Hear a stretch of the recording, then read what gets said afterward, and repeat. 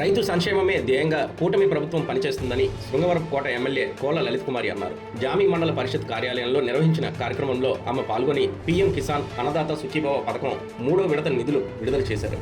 ముఖ్యమంత్రి చంద్రబాబు నాయుడు రాష్ట్ర వ్యాప్తంగా నిధులను విడుదల చేశారని, ఈ విడుదలలో భాగంగా నియోజకవర్గంలో 41,144 మంది రైతుల ఖాతాల్లోకి 22,96,00,000 నేరుగా జమ అయ్యాయని ఆమె వివరించారు. సాగు పెట్టుబడి కోసం రైతన్నలు ఇబ్బంది పడకూడదనే ఉద్దేశంతో ప్రభుత్వం ఈ నిధులను సకాలంలో అందిస్తుందని ఆమె పేర్కొన్నారు.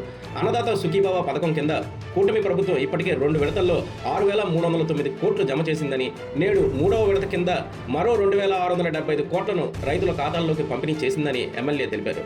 గత ప్రభుత్వాల హయాంలో రైతులు ఎదుర్కొన్న కష్టాలను తొలగించి వ్యవసాయాన్ని లాభసాటిగా మాత్రమే తమ ప్రభుత్వ లక్ష్యమని ఆమె పేర్కొన్నారు. రైతులకు అవసరమైన విత్తనాలు, ఎరువుల సరఫరాతో పాటు మౌలిక సదుపాయాల కల్పనలో రాజీ పడబోమని, ప్రతి రైతు ముఖంలో చిరునవ్వు చూడటమే తమ ధ్యేయమని లలిత్ కుమారి స్పష్టం చేశారు. అంతకుముందు వేదిక వద్ద ఏర్పాటు చేసిన రైతుల స్టాల్స్ ను పరిశీలించారు. జామి మండలానికి కేటాయించిన స్వచ్ఛ రథాన్ని ప్రారంభించారు. పంచాయతీల్లో చెత్త సేకరణ కోసం సైకిల్స్ ను పంపిణీ చేశారు. మన ఆంధ్రప్రదేశ్లో దేశం, రాష్ట్రం, గ్రామం, కుటుంబం, రైతు బాగుంటే అంతా బాగుంటుందని ఈనాటి మన స్వర్ణాంధ్రప్రదేశ్లో రైతులకు తోడుండి ఒక్క అన్నదాత సుఖీభవే కాకుండా సకాలంలో మనం పండిన పంటను ప్రభుత్వం కొనుగోలు చేసి ట్రక్ కొట్టిన గంటలోపే 24 గంటల్లో మీ అకౌంట్స్కు నేరుగా రైతులకు డబ్బులు వేసిన ప్రభుత్వం ఏది అంటే కూటమి ప్రభుత్వం అని చెప్పి ఇవాళ మనం అందరం కూడా అభినందిస్తూ, ఇవాళ అనేక ఒడిదొడుకులు రాష్ట్రంలో ఉన్నాయి. రాజధాని మనం ప్రారంభించుకున్నాం. మన అందరి జీవనాడి, మన కళ పోలవరం ప్రాజెక్టు పూర్తి చేసుకోవాలి. పోలవరం ప్రాజెక్టు పనులు జరుగుతూ ఉన్నాయి. అక్కడక్కడ మరి ఏవైతే ఇరిగేషన్కి సంబంధించి రాష్ట్ర వ్యాప్తంగా రాయలసీమ జిల్లాల్లో ఉన్న ప్రాజెక్టులకు నిధులు ఇచ్చి పనులు జరుగుతూ ఉన్నాయి. మన ప్రాంతాల్లో మరి ఏదైతే తోటపల్లి కావచ్చు, ఇతర చిన్న చిన్న ఇరిగేషన్ ప్రాజెక్టులకు నిధులు కేటాయింపులు చేసి వ్యవసాయ రైతాంగం కోసం పనులు జరుగుతూ ఉన్నాయి.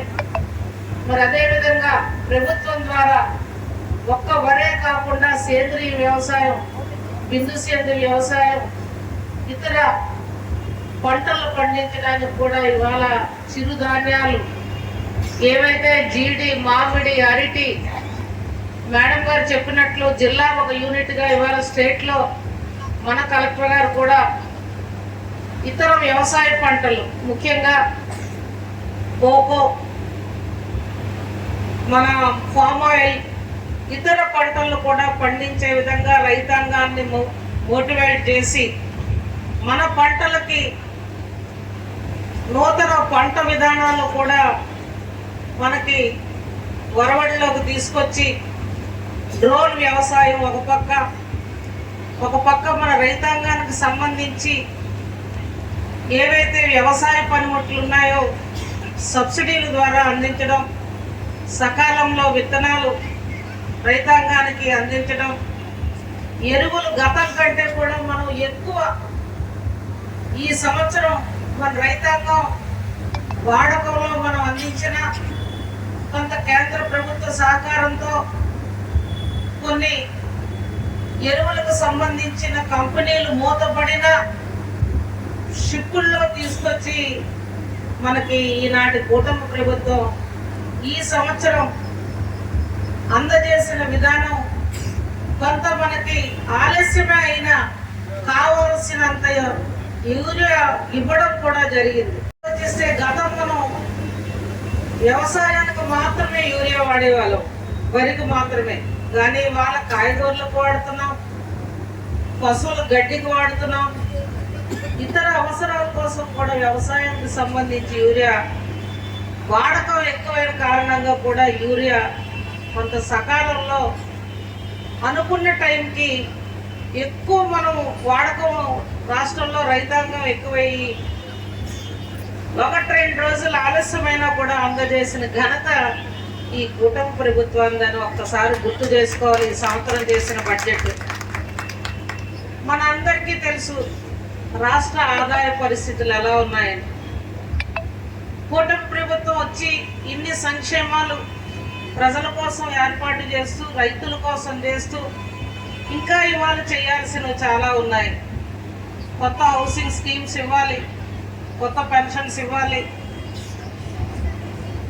ఇంకా అనేక పథకాల ద్వారా ప్రజలకు ఇవ్వాల్సిన బాధ్యత కూడా ఈనాడు కూటమి ప్రభుత్వంపై మాపై ఉంది. అన్ని పనులు ఒకేసారి చేసామని కూడా నేను చెప్పట్లేదు.